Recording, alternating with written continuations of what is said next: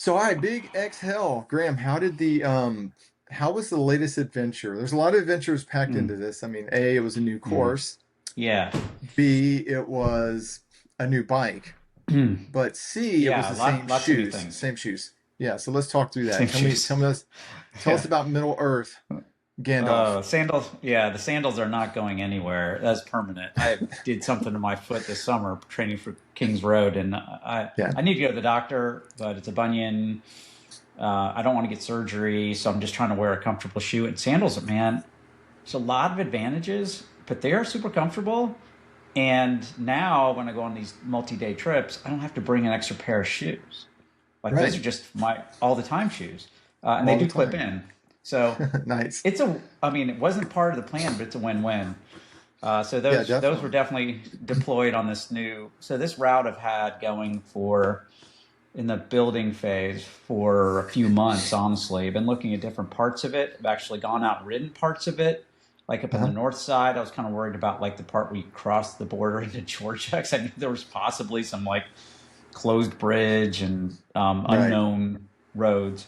So I'd gone out and ridden some of it and found some cool stuff. There's a video I did on the zombie bridge that was when I went and checked out and had found this bridge that was blockaded, but you could go around it. And then I ended up getting a flat and having to get an Uber in the middle of nowhere. It was kind of funny. One of my usual debacles. So that was all part of it. So I had this. I built the route, had it ready. I talked to Carlos a little bit about wanting to go do it, and then over Christmas, we were supposed to go on a family trip, and my oldest daughter got sick, my wife got sick, so we ended up not doing anything. And my wife's like, "You need to get Hmm. out of here." I was like, "Oh, perfect. I got I got this thing." That's And so I awesome. kind of posted it up and on Instagram. Actually, I was like, "Hey, I'm gonna go try this route." And Mike Smith hit me up, direct message me. He's like, "Hey, when you going?" I'm like, "Tomorrow." And he's like, "I'm in." And Nice. he had no idea what he was getting into, and honestly, parts of it I didn't either. Yeah. So I mapped it out. We were kind of bouncing around, like whether we wanted to camp or do all this, and but it's almost 200 miles, and I had a, even though I had time, I did had like 2 days. We had, New Right. Year's Eve is the finishing day. Mike had to get back for a party. I kind of needed to be home for something. I forget, but um, we're like, you know what? We're just gonna. I found a hotel halfway point, Hampton Inn. I was like, this is where we're staying. Meet me in Olustee, Florida. Send him the coordinates. It's some Florida trailhead, and let's meet there at like 7 a.m. on Right. December 30th. And we did. And so the cool thing is, this is a spot that is historic because it's got the Olustee battlefield, which is the largest Civil War battle in Florida. Um, so it's a lot of history there. It is the actual battlefield. So Nice. there's cemeteries, and as we found out, there's bodies buried everywhere. You can still find bullets in the woods. I mean, it's That's all very crazy. natural. Nothing's been done to this area other than a monument was put up, and they do a reenactment there every year that draws 10 to 15,000 people every year. Oh, It's wow. huge. So we parked there, meet up there on the 30th in the morning, and just started our ride. And Yeah. And I got to watch the video. And so a couple things I saw was there was looks like some water crossing. Was that oh a yeah, planned, no, unexpected? it's an accident. That's why we go and prove things. We took a wrong turn. I know where the problem is now, and I fixed it on the route, but we ended up in a place we shouldn't have been, and then tried to get out. So we ended up having to do a creek crossing. Yeah. Luckily, it's dry right now. You could tell that creek could have been chest deep, a Oh, couple months wow. ago. Yeah, for sure.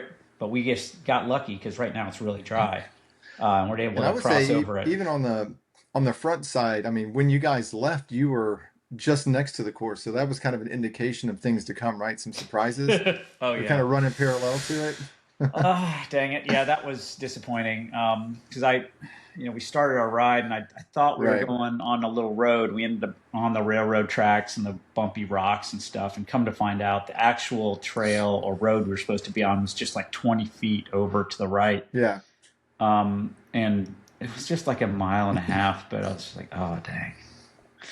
Yeah, and I Oops. would say too, because you can watch these videos obviously, because I mean I watch them, and I think a lot of people watch them, and a lot of times I'll watch them just when I'm doing, if I'm Zwifting inside or I'm training inside, because if I Hmm. can't go outside, it gives me at least a sense of, hey, I'm doing something, even though I'm just sitting in my garage spinning or whatever. But um, there's a debate out there though in the bike packing world, though, Graham, Yeah. and I think you have kind of you're kind of finding the pinch point because some people say that bikepacking requires you to sleep on terra firma, which is the earth, The right? The ground. earth. Yeah.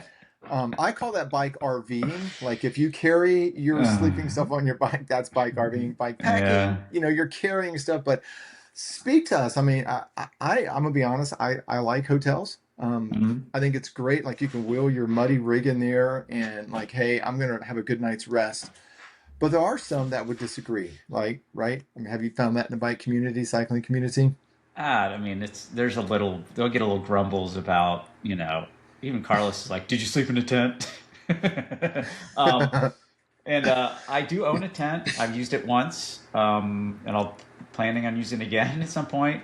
But I think it's just more about getting out and doing this. I don't think it really matters. I mean, Right. it's about the adventure and however you want to do it. I mean, there's plenty of people that credit card bike pack, and that's just staying in Yeah. hotels, Airbnbs, and that's fine. I don't. Right. I'm not going to judge, but I have had like a little bit somebody to comment on my video, bike packing question mark question mark question mark question mark. Basically like, hey, where's your Yeah. tent? Where's your tent, dude? And I get it, and I do like that part of it. But at some Right. point, when I realized like how much ground we had to cover and the unknown of what might be. I mean, even that first road we were on, I wasn't sure if Right. that was going to be passable. This is a road where Right. it's a public road, but there's nothing on it, and there's some Right. sand on there. Luckily, I had some pretty big tires. You mentioned like the new bike. The new bike has some really big tires, and we got through it fine. But I didn't know what I was That, getting into, yeah. so I really Well, wanted to be light and fast. yeah. And yeah, a couple things there. I think, I'm obviously a fan of making your life as easy as possible. I mean, why would you bike into the wind if you had another way to go? I mean, you could if you're trying to Yeah. prove a point, or if that's your only direction, you have to. But in the same sense too, there's something to be said about getting a good night's rest. And whether you can get that on the ground in your tent or in a hotel, great. Do whatever is good for you. Yeah. But watching the video, though, I will say too that I was surprised. Like I know that there was rain before you had gone out there, Hmm. but I was surprised at the deep sand that you guys found. I don't know what road it Mm. was. Oh, Yeah, yeah. but it There's. was pretty. That was deep. Oh, that one we Heartbreaking. took a pic. Yeah, it was actually just like this road between two neighborhoods that I think they Okay. deliberately churned it up so people wouldn't go between the neighborhoods. That Gotcha. was the only dismount we had all day, and it Oh. was just kind of a funny, like little short section. Me and Mike were laughing about it, like, "What is this?" Yeah, that Holy was pretty cow! something. It was this really cool little neighborhood, dirt road neighborhood going into Middleburg, and so we stopped and took a couple pictures of the sand. But Yeah, um, that's yeah, that awesome. was that was actually we actually did pretty good from the standpoint of the sand. We did get lucky with the rain coming through the day before, a decent amount of rain, and that helped a lot with a lot of those Right. roads. Um, so Yeah, and you're so right. give us, I guess, a general overview, kind of like I know it's in Northeast Florida, but for those that might be watching, I mean, kind of where you could probably start in a lot of different areas, Yeah. but like total distance, kind of the things that they would see on a road, what they would expect, and maybe where they could start. What are some ideas with this um, particular Middle Earth yeah, route this that you route, you created? it's deep and like there's no coasts, there's no scenic vistas over the ocean or rivers. It is, I call it Middle Earth because it's really just in the middle of the forests. We go through 6 state forests in 200 miles in 2 cities. That's it, Middleburg and Mm, Keystone Heights. And that's it. I mean, it's very much out there. There's really not many stores. There's not many people. There's not very traffic, which is great. It's super remote. So that's why I called it Middle Earth because it is just yeah, completely out there. If you look at the state of Florida, just up in between Jacksonville and Gainesville, it's just big patch of dark darkness. And so we rode straight into the darkness and passed through like all these different state forests. It's really right. cool from the standpoint of you really don't encounter much from the standpoint of cars or people or There's some pavement, we're crossing through into different state forests, but it's just these beautiful state roads and state forest Mhm. roads that are a lot of lime rock.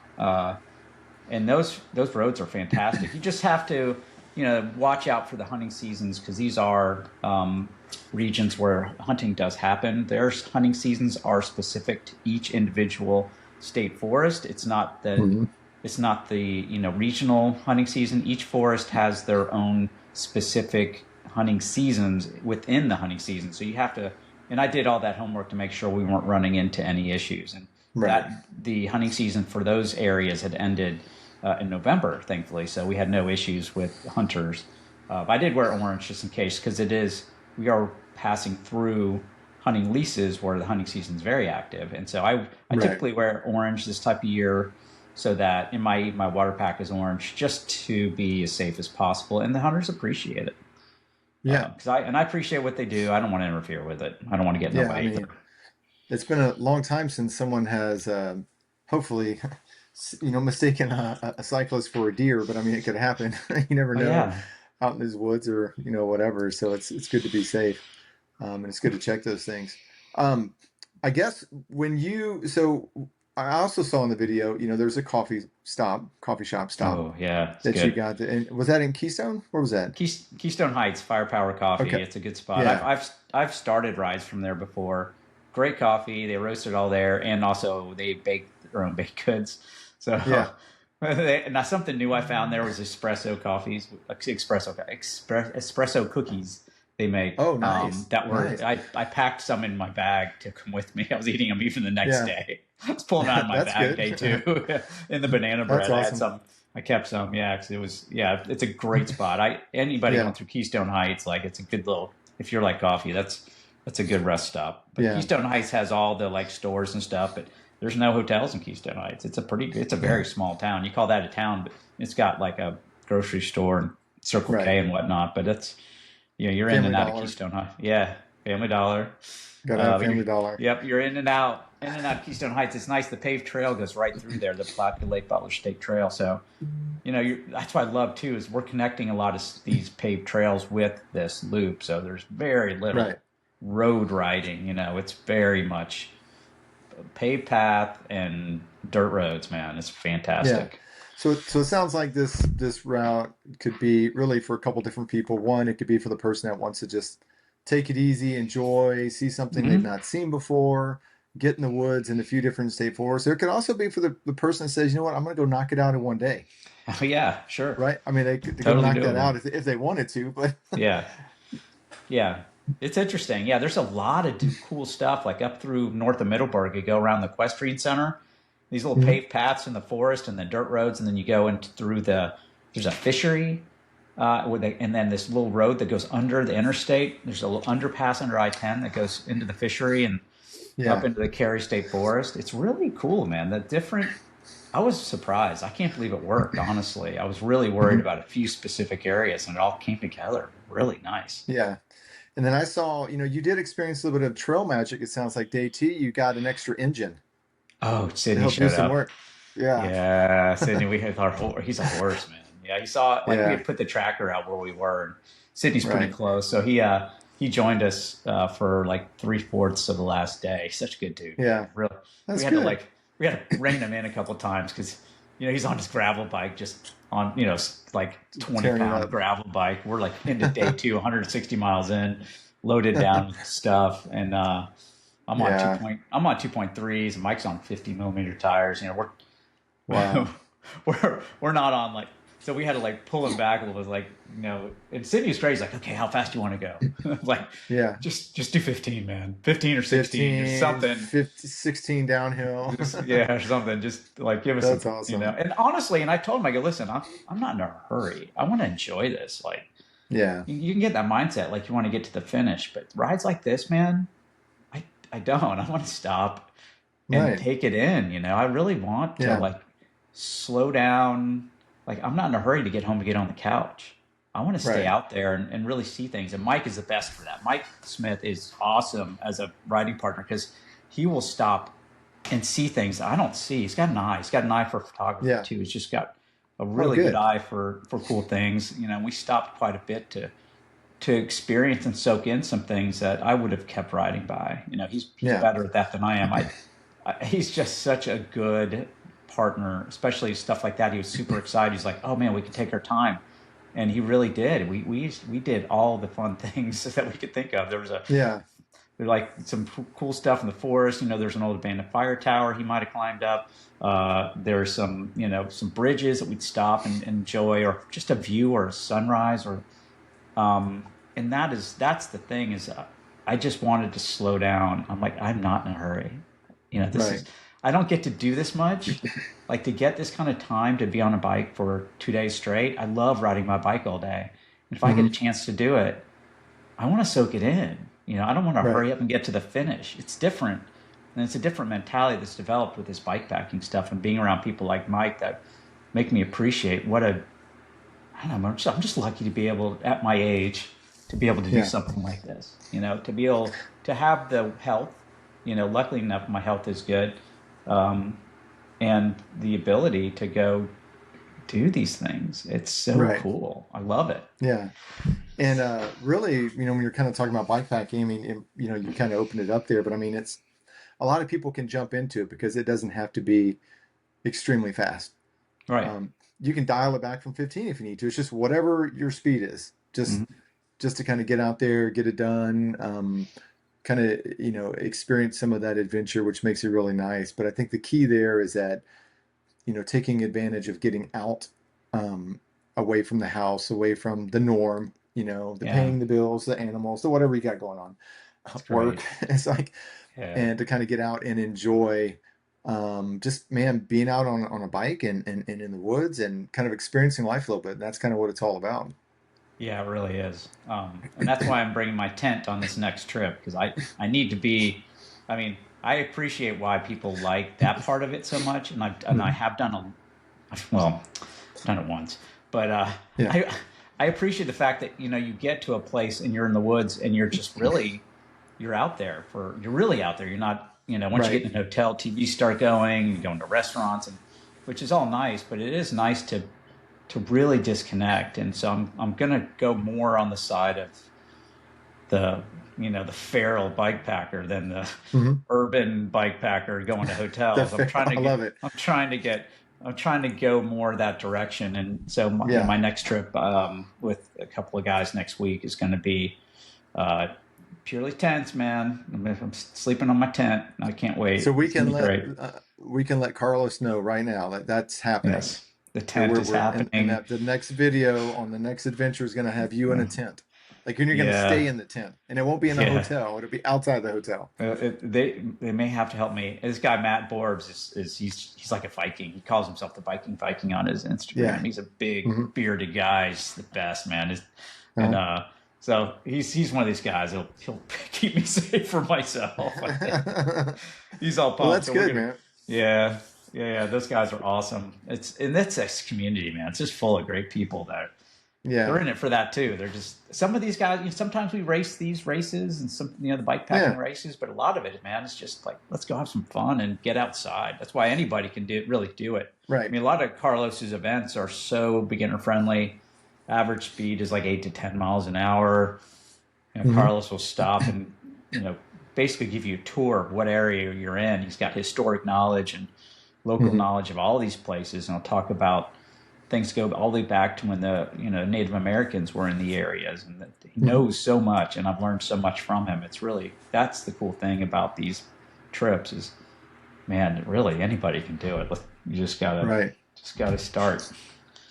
Yep. So if you're listening and watching, I think the words of advice, and I've experienced this, just kind of knowing Graham myself, but you got to get a bike, get yourself some equipment, whether you go sandals or shoes, it doesn't really matter, but then Mm, just get out there and enjoy it. There's chances are wherever you're at, there's going to be a community of people that value this.